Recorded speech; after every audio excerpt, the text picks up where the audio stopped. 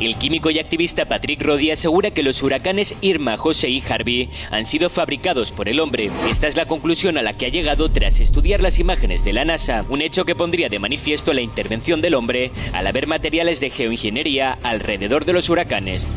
La manipulación climática es un hecho. Hay que tener en cuenta que, por ejemplo, en 1978 España mandó a su ministro de Asuntos Exteriores por aquel entonces a Nueva York, ¿vale?, para que ratificara el acuerdo de la Convención NOM de las Naciones Unidas, en las cuales más de 20 países firmaron en que no podrían manipular el clima con fines hostiles o bélicos. Y estamos hablando de 1978.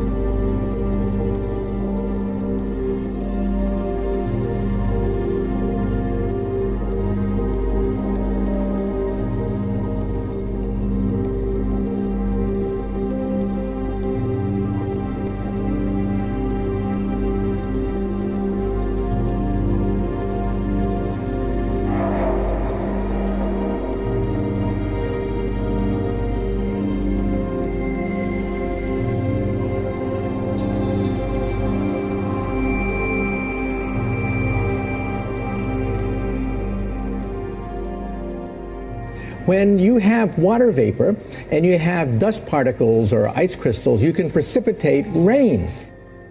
Have some of these capabilities now? Inconclusive. Even in the 60s, the CIA used this to bring down monsoons during the Vietnam War, to wash out the Viet Cong. Flooding and even hurricanes, all of them could be subject to weather modification.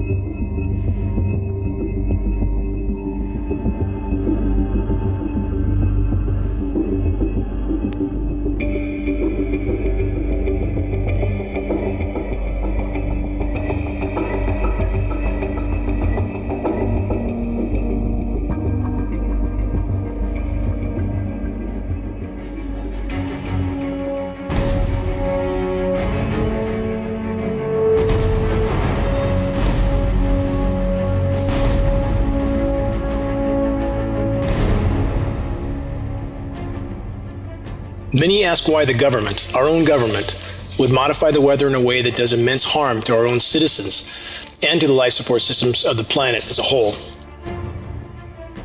And without doing any investigative research whatsoever, many choose to completely deny that climate modification could be real and ongoing, with many potential objectives and agendas being carried out in what can only be considered programs of weather and biological warfare.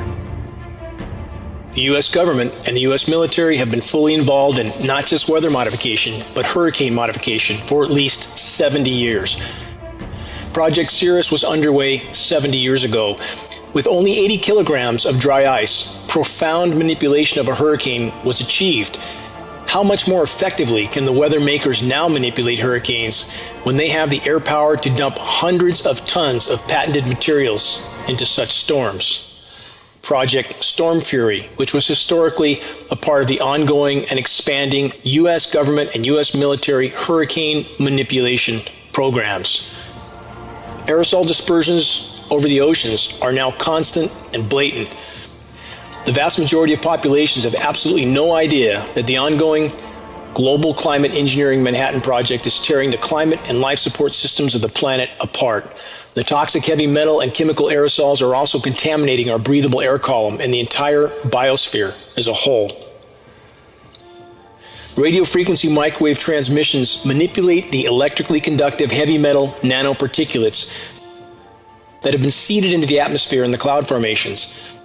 The manipulation of these particulates in turn manipulates air masses and thus storm formations. The climate engineers have been aggressively suppressing and or redirecting Atlantic and Gulf of Mexico hurricanes for over 12 years. The weather makers have long since achieved the ability to decide what develops, what doesn't, and what direction it travels, and who gave the military-industrial complex the right to play God with Earth's climate and life support systems. Welcome to our geoengineered world. While the world continues to free fall into abrupt climate shift, geoengineered cooldowns with highly toxic chemical ice nucleating elements have helped the world's largest military to keep the most population-dense regions in the U.S. from feeling the full impact of what's unfolding. This is the psychological aspect of climate engineering, keeping populations confused, divided, and in many cases pacified in regard to the true state of the unfolding global climate and environmental collapse until the last possible moment. The paradox is this: climate engineering is the single greatest climate disrupting and environmentally destructive assault ever launched by the human race. All available climate data proves the climate engineers possess the processes and resources to suppress and or redirect hurricanes. If the weather makers didn't want Hurricane Harvey to happen how it did or where it did, it would not have happened. If the weather makers wanted to completely suppress Hurricane Irma, to diminish or dissipate it, or to steer it out to sea, they could. Again, available historical data proves this fact. Disasters like that serve many agendas for the global elite. In the case of Harvey, there were and are oil prices and production to consider, potentially increased economic activity due to the need to fix the disaster, the creation of mass distraction while the power structure pushes toward World War III, the potential disabling of populations, thus rendering them unable to stand up to government tyranny, the opportunity to move the military into place in preparation for already unfolding and inevitable societal collapse. But again, our biosphere is imploding. We're already in a runaway climate shift scenario heading toward a mathematically certain near-term global omnicide if we remain on the current course. The climate engineers will do anything they can and everything they can at any cost to the web of life to hide this fact from populations. In their attempt to postpone public panic for as long as possible, and thus to keep the military-industrial complex in full control, it would seem the power structure is willing to exterminate life on Earth.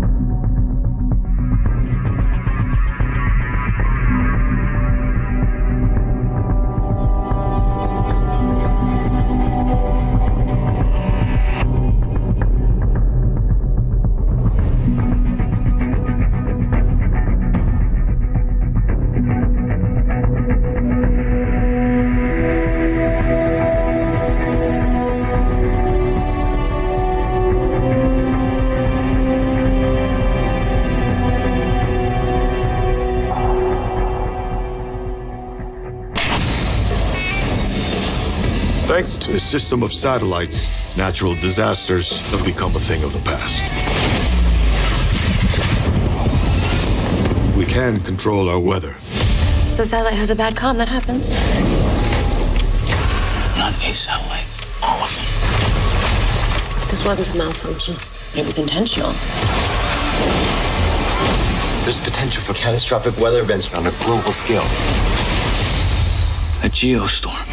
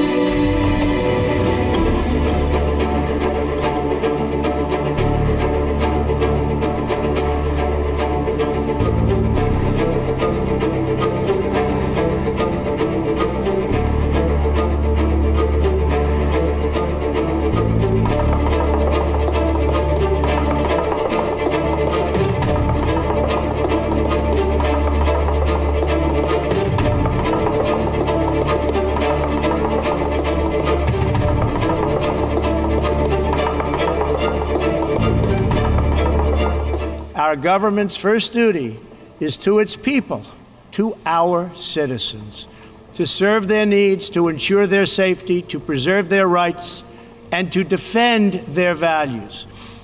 As President of the United States, I will always put America first. It is an eternal credit to the American character that even after we and our allies emerged victorious from the bloodiest war in history, we did not seek territorial expansion or attempt to oppose and impose our way of life on others. Now, North Korea's reckless pursuit of nuclear weapons and ballistic missiles threatens the entire world with unthinkable loss of human life. The United States has great strength and patience, but if it is forced to defend itself or its allies, we will have no choice but to totally destroy North Korea. It is far past time for the nations of the world to confront another reckless regime. The Iranian government masks a corrupt dictatorship behind the false guise of a democracy. Its oil profits go to fund Hezbollah and other terrorists that kill innocent Muslims and attack their peaceful Arab and Israeli neighbors. We must deny the terrorists safe haven, transit, funding, and any form of support for their vile and sinister ideology.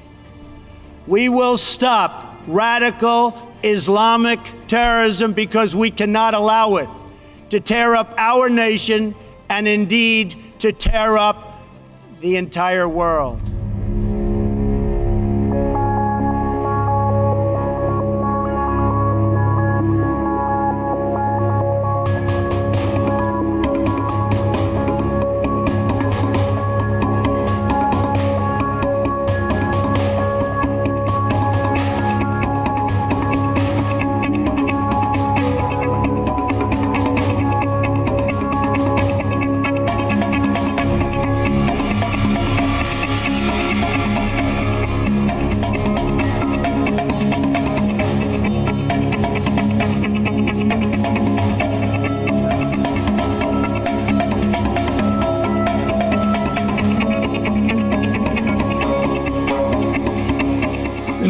temas fundamentales para reformar la ONU son tres. Primero, si el terrorismo va a ser definido exactamente respecto a los países que lo propician. Segundo, si se seguirá aceptando que la intervención en otras naciones ocupando ilegalmente territorio sea permitida. Y tercera, y la más importante, cómo se decidirá si una nación acepta o no estos requisitos, estas medidas. La resolución palestina sobre Israel no ha sido tomada en cuenta. Tampoco se ha tomado en cuenta que hoy día existe una intervención u ocupación ilegal por parte del régimen estadounidense en Siria o Irak. Tampoco se ha tomado en cuenta que Arabia Saudita invade países, detona bombas y elimina personas. Es decir, en este momento, uno de los temas principales tiene que ser cómo se hace efectiva toda resolución de las Naciones Unidas. Es que en realidad Hollywood está presente en el mundo y este es un teatro donde se hace discursos altisonantes. Sin embargo, en realidad se está trabajando en acuerdos secretos, como por ejemplo la fragmentación de Irak. Es decir, en la ONU se plantea un espectáculo y en realidad por debajo se sigue apoyando al terrorismo y se sigue apoyando los procesos en contra de la soberanía. Ese es el espectáculo que se da en la ONU.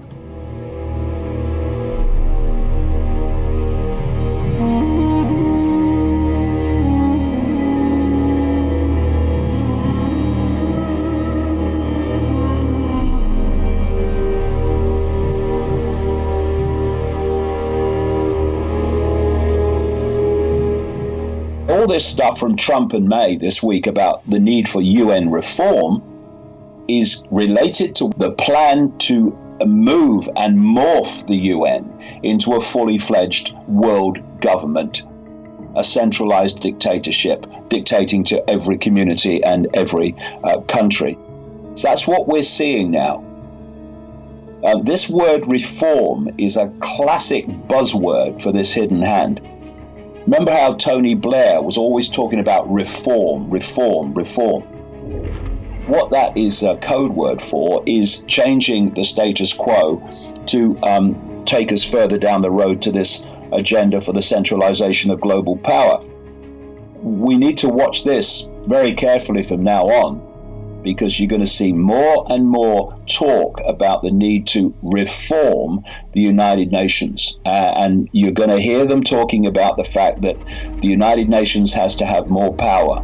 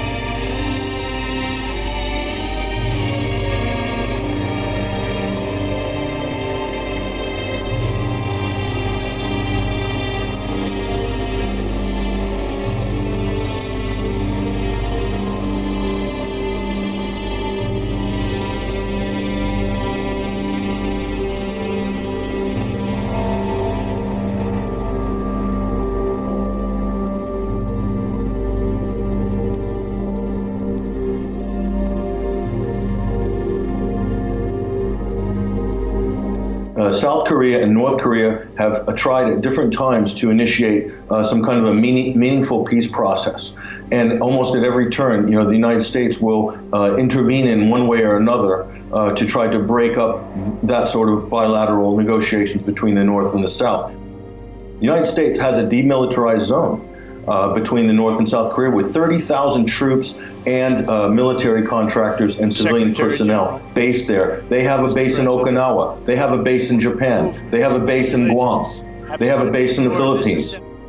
The problem is the United States. I'm sure that North and South Korea could eventually work this out to have a peace treaty, but that's not what's happening now. The United States is intervening for one simple fact, because the whole Pacific Rim agenda is predicated on poor relations with North Korea and war footing. Otherwise, the U.S. would have no business in the Pacific, and the only reason they're there is to counter China. So North Korea is just theater. This is a staged, managed geopolitical theater, and it's very dangerous what the United States is doing right now, what this president is doing right now, and pushing the envelope in a very negative way. If you listen to the words of Donald Trump at the UN General Assembly, wouldn't you want a nuclear deterrent as well? He's threatening to destroy a country. There's 25 million people that live there, and it's an idiotic statement by the United States president for this simple reason. If you nuked North Korea, you would also create huge nuclear contamination that would kill so many people in the South. It would make huge areas uninhabitable and parts of China. It's not going to happen. Everyone knows the United States is not going to nuke North Korea. It's the message that the military-industrial complex in the United States, all the defense contractors, they want to hear this. This is, the message of the neoconservative war hawks. So that's basically who he's talking to. In terms of diplomacy, it's completely counterproductive. In terms of China relations, it's very poor form. This is just basic U.S. behavior. A government that's dominated by the Pentagon, by the defense industry, by these interests.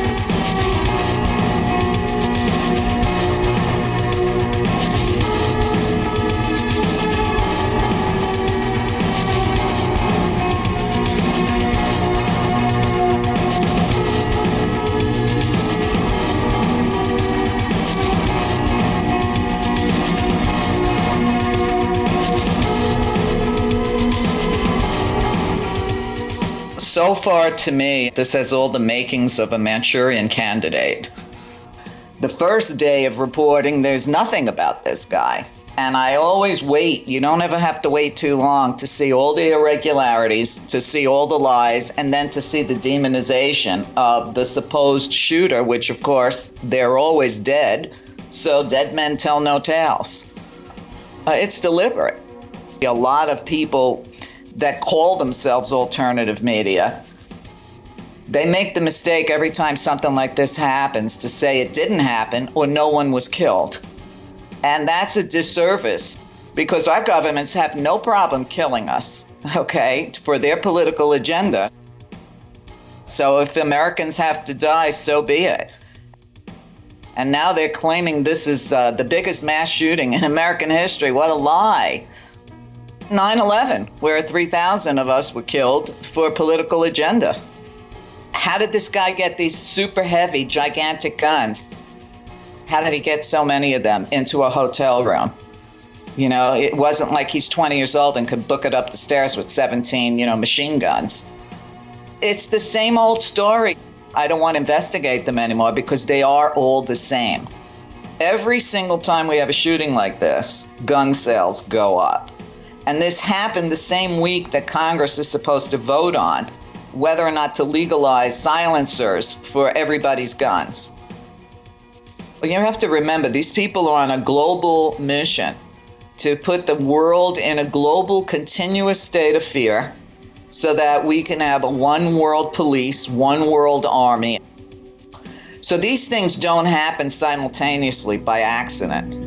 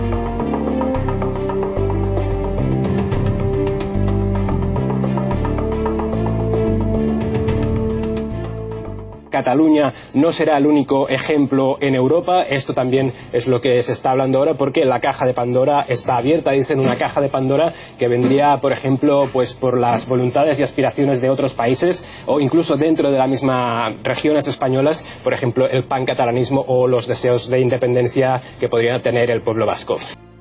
Yo pienso que ahora mismo la Unión Europea está jugando un doble juego. Un doble juego porque en la Unión Europea hoy en día no responde al interés de los ciudadanos en su conjunto, sino que está respondiendo al interés de una casta política que tiene otro tipo de intereses. Entonces, esta casta política de la Unión Europea lo que quiere son estados débiles. Quieren estados muy débiles, sumisos a intereses de entidades supranacionales, a los que se pueda manejar bien, a los que se les pueda imponer bien, ya sean políticas de recortes, políticas internacionales, sanciones a terceros países.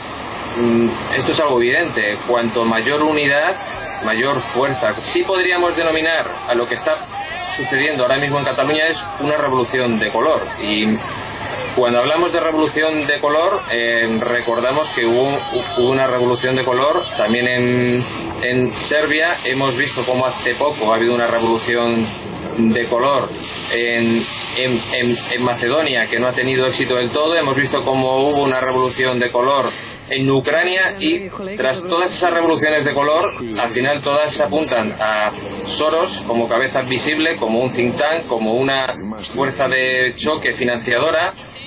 Soros es el que ha estado financiando al separatismo catalán.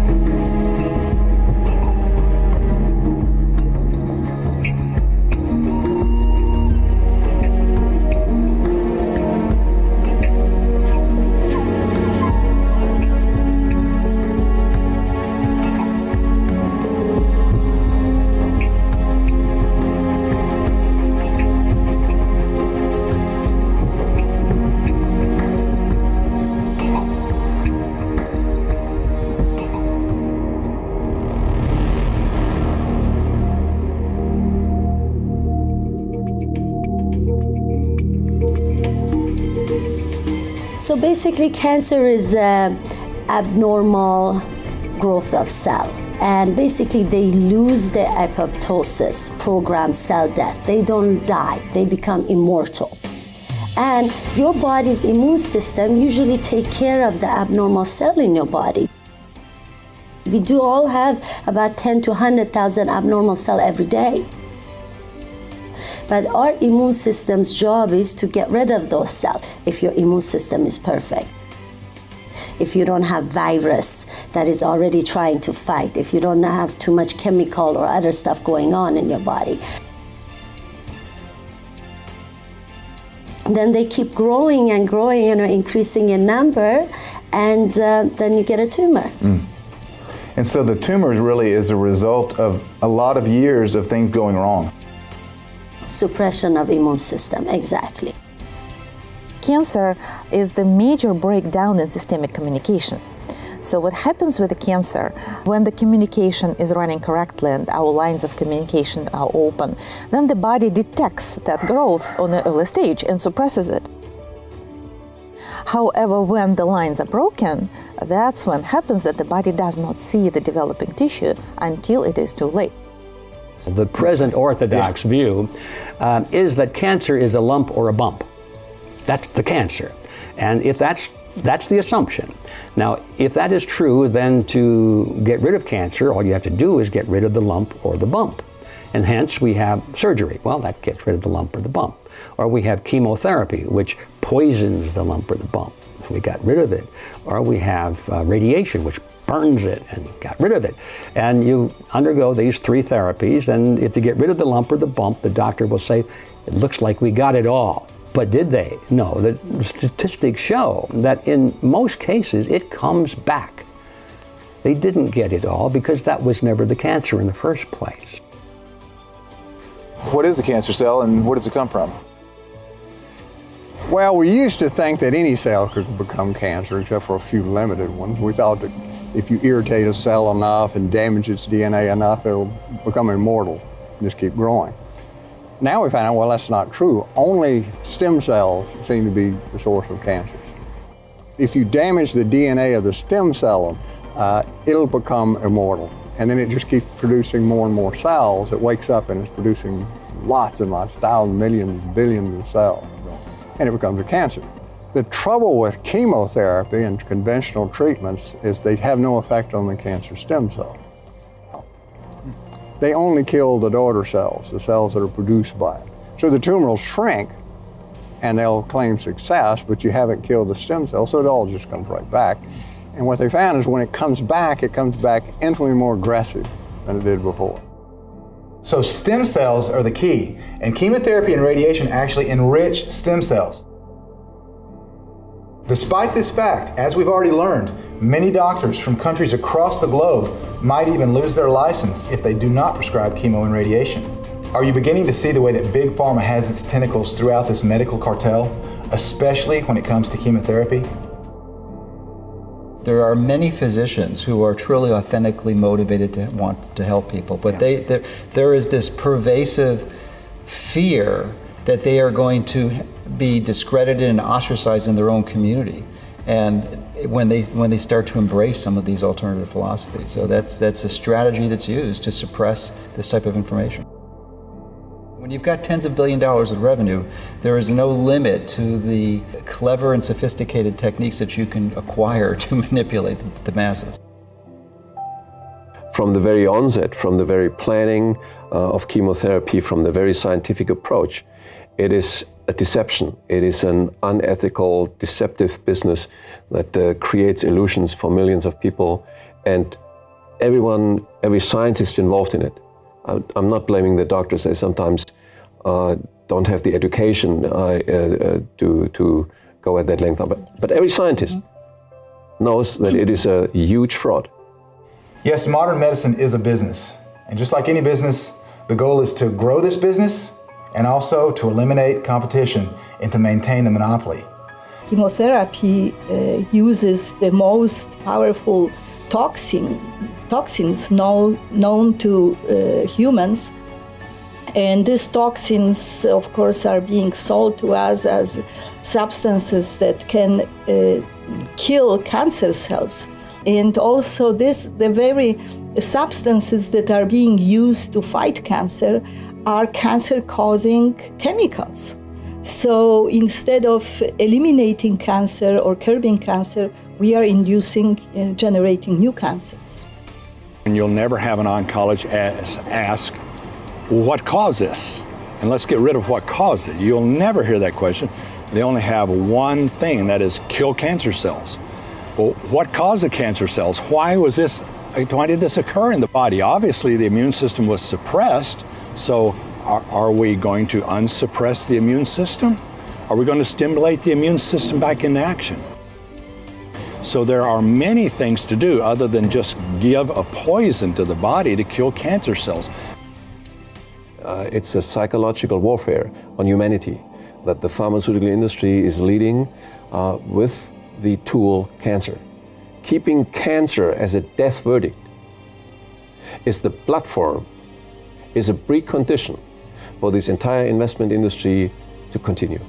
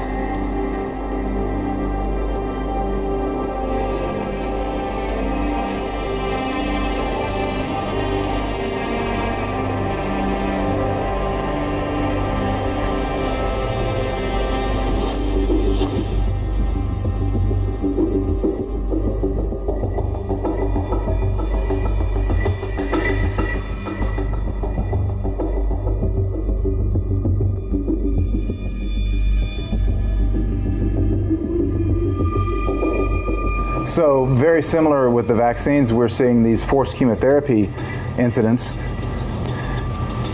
They're linked, aren't they? It's Yes. an overarching government, tyrannical government, that comes in and says, you don't have any choice, we're going to tell you what's best. But the so-called science-driven medicine is being forced upon you now in absolute violation of the American Medical Association's Code of Medical Ethics, which says that the patient must be given the choice, the patient must be informed. Where parents are being told you must submit your children to these interventions, whether you like it or not. What if someone was going to take your child from you? What if they were going to inject and expose your child to harmful toxins that could threaten their life? What if you knew the treatment they would force could take your child's life? What would you do? This was the heart-wrenching situation that Todd Jones faced when his 2-year-old daughter, Janae, was diagnosed with acute lymphoblastic leukemia. We said, okay, let's get her on the treatment. And the treatment it's an intensified treatment for 30 days where they use vincristine, chemotherapy, and steroids. And that little child just got loaded up with that stuff daily. We made a decision that we wanted to, since the cancer was so far down and in remission, as they say, and they told us themselves, that we were like, okay, you know what? Thank you for your business. We're good now. We're going to go ahead and build her up naturally now that the cancer and half of her, system has been, chemoed, chemically cleansed.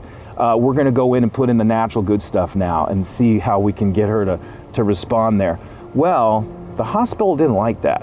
When that happened, it wasn't 3 days later, and there was that very, very, very loud, aggressive knock at our door. It was the Office of Child Services. And they came and they said, look, the hospital called, you have taken your child out of treatment, and you need to bring your child right back to treatment. Okay. One emotion that's very detrimental to a cancer patient is fear. What emotion is it that an oncologist will elicit in the cancer patient when they look them in the eye and they say, you've got 3 months to live? I was diagnosed with stage 2A breast cancer. I ended up doing chemo first, 6 rounds of chemo. Then after that, had surgery, a double mastectomy, and then radiation. So I had the full gamut of treatment. I just thought, this isn't working, and how can you feel so bad? And I thought, I just want to close my eyes, and I just don't want to wake up the next day and do this again. And I thought, this is not really a way of living. This is being poisoned, and I felt it and just didn't have the courage to stop it. At that point, that's where Ty Bollinger and Chris Wark and even Kelly Turner's book had just come out, and then that's when I stopped the chemo. I've watched all of Ty's documentary, the whole entire thing, several times, and a big thank you to each and every one of those doctors who participated, because they truly saved my life. Eventually, medicine will come to terms, humanity will come to terms with the fact that healing comes from within. And that us, the doctors and the clinics and the medications, are the ones that facilitate that process of healing. So it doesn't belong to us. It belongs to you as a patient. And my true role as a practitioner is to empower and facilitate that healing within.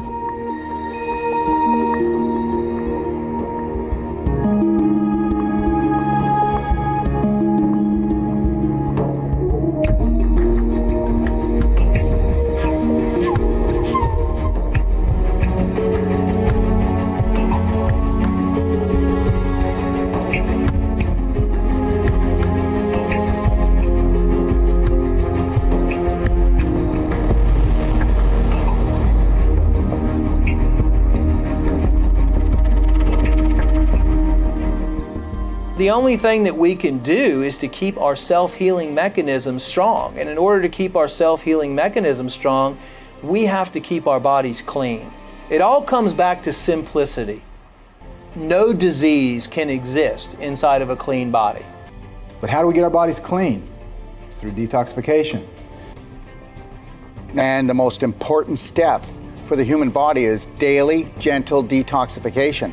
Your large intestine is the mother of all organs. It houses almost 60% of your immune system. Step 1, we must cleanse our colon.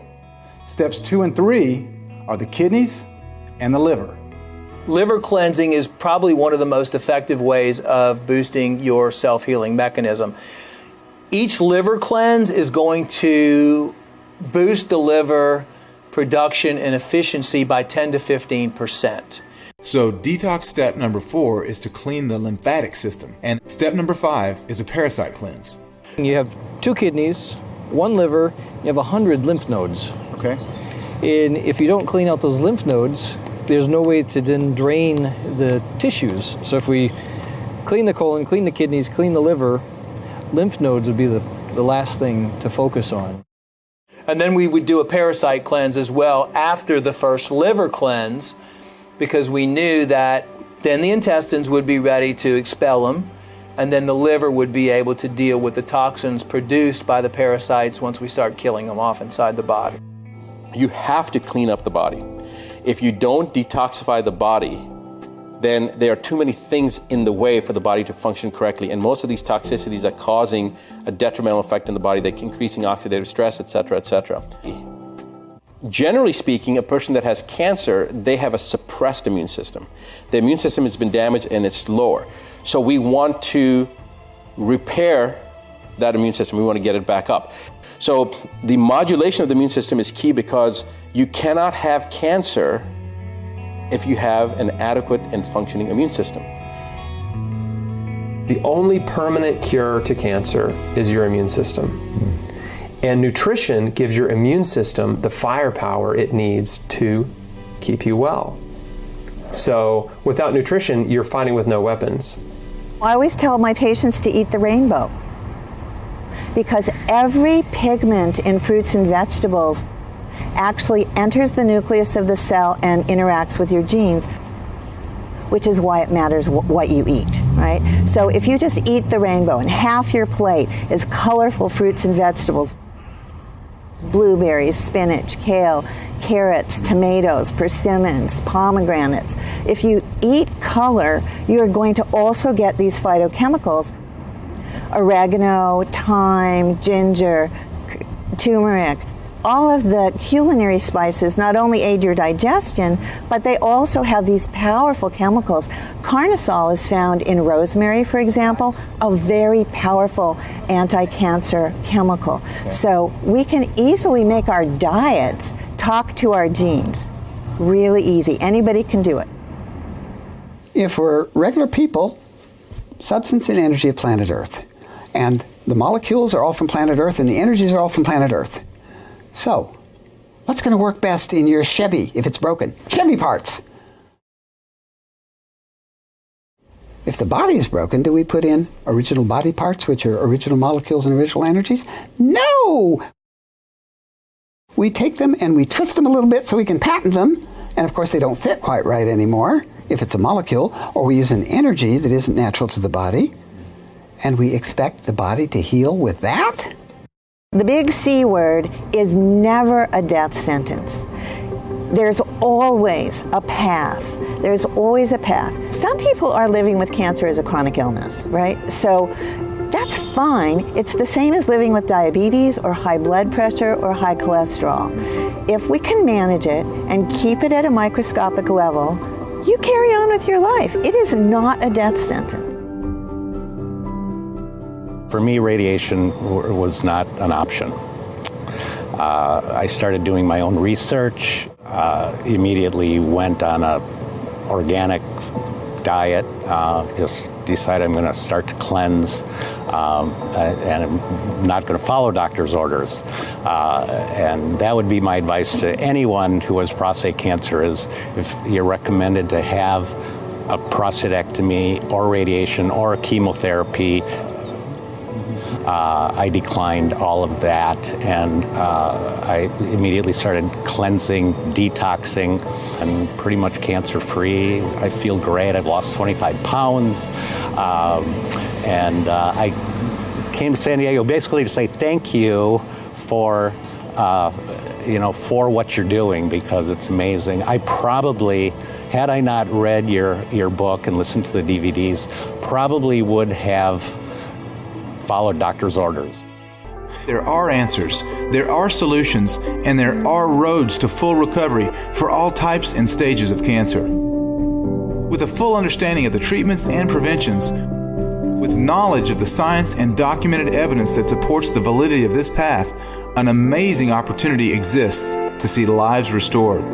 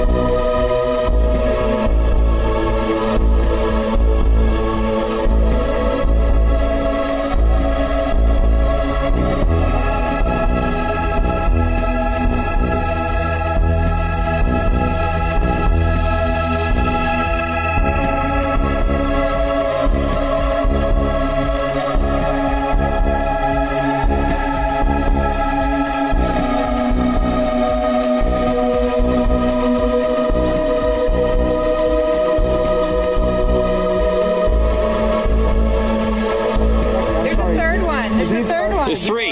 There's 4. Four. Launching one after another. 1, 2, 3, 4. If you look up, tell me if you see these. And those are not jets. Those are not. No, they're not. They're silent. There's no noise.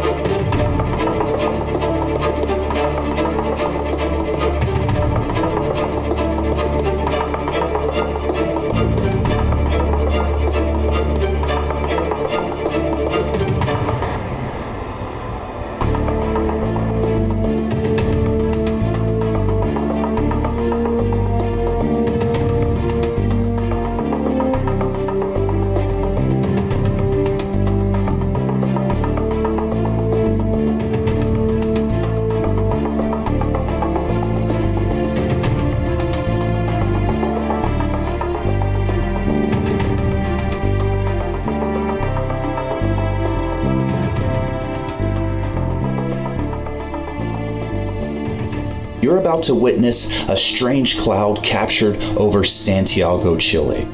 Now this cloud seems to separate into 2 pieces right about sunset over Chile.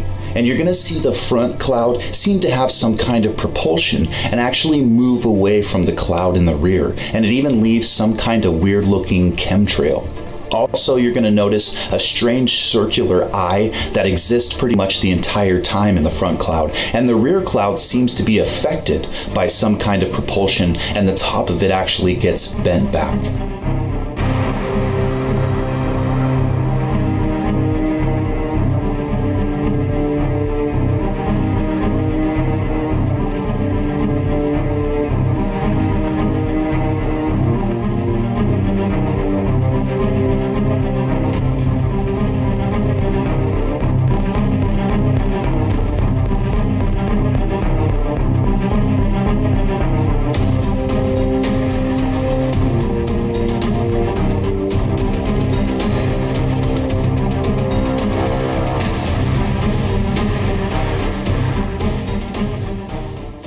Un exalmirante de la Marina, el señor William Tompkins, nos decía que estábamos, la humanidad, siendo observada por seres que se encontraban viajando alrededor del universo y en especial, incluso dentro de nuestro sistema solar, dentro de una especie de naves esfera disfrazadas de planetas o de asteroides incluso, algunas de mayor y otras de menor tamaño.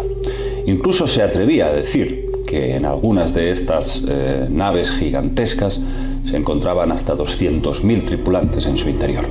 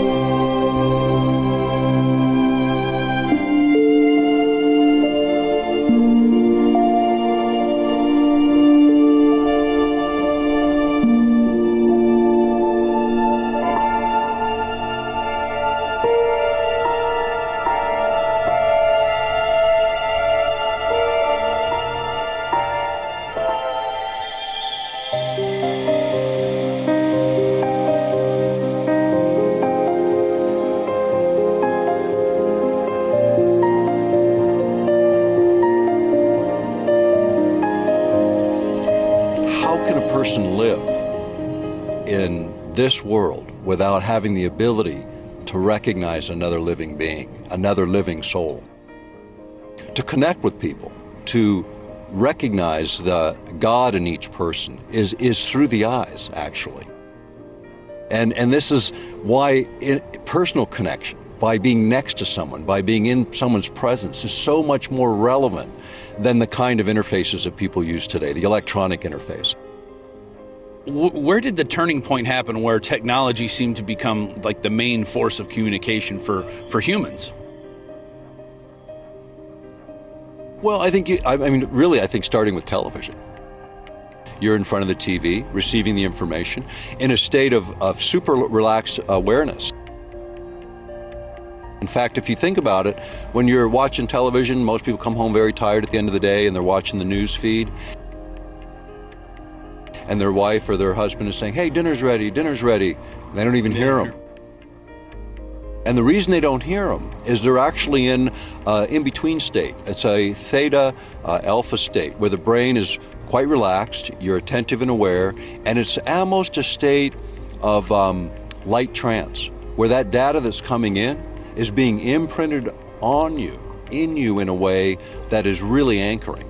That's why advertising is so effective. That's why the population has begun, the culture shapes based on what the data feed is. And so you look at culture, it's a total reflection of television and media. And it's an illusion, quite frankly. And that illusion sort of takes us further and further away from our humanity, our ability to connect with people. I think that's sort of where it begins. And now, virtually all of our world is situated in the same way. So that our interfaces with people are filtered through an electronic medium. This is a huge mistake. It's absolutely critical for people to connect with each other. One thing that you asked about, what's the big shift? It's about paying attention. It's about paying attention to the fine things. Being conscious. Being consciously aware. Sitting here having this conversation, I'm still aware of the wind. I feel the energy in my hands.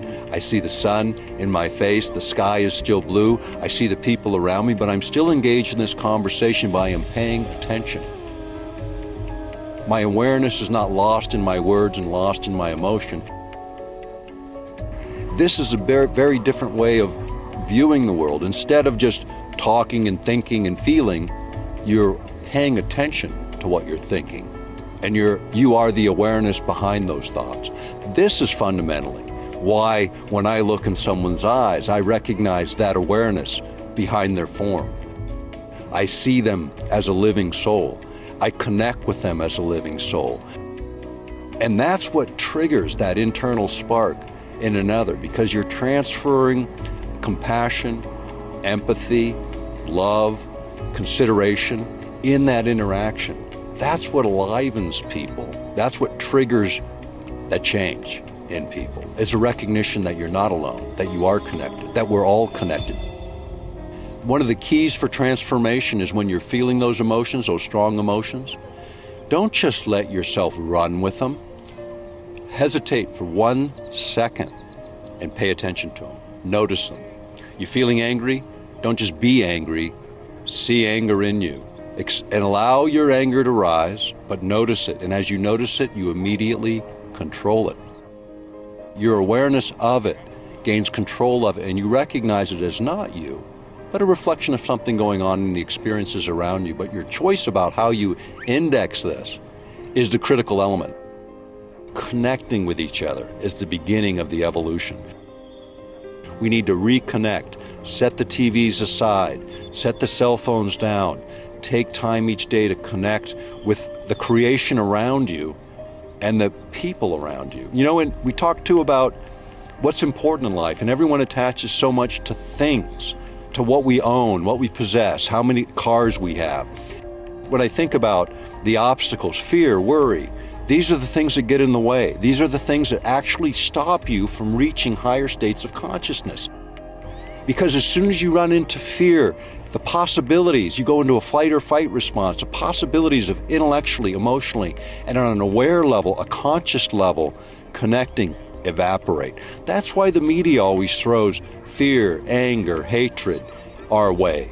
because that's what they want to trigger in you. That's what they want to take from you.